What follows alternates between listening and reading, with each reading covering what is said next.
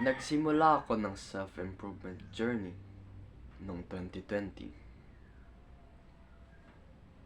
Hindi ako broken. Hindi ako depressed. Hindi ako rock bottom. Pero, hindi ko lang gusto yung version ko noon. Nag-start ako sa simpleng push-ups. Araw-araw pa konti-konti. Hanggat sa napansin ko na hindi lang yung katawan ko nag-improve, pati mindset ko, pati confidence ko, at pati rin yung pagtingin sa sarili ko. Fast forward after almost 6 years, may realization ako.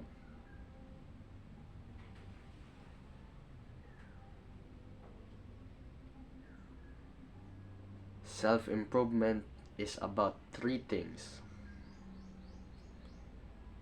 mental health, fitness, social skills. At ang pinakaunang-una is yung mental health. Kasi mahirap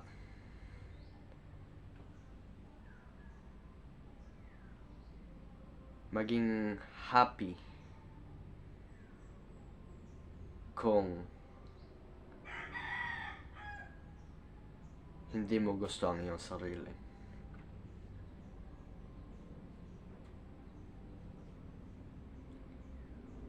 Isang bagay na nakapag-improve ng aking mental health is gratitude.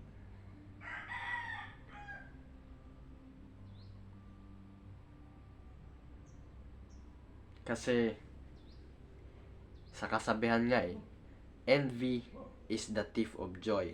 Pagkainggit sa ibang tao o sa ibang bagay,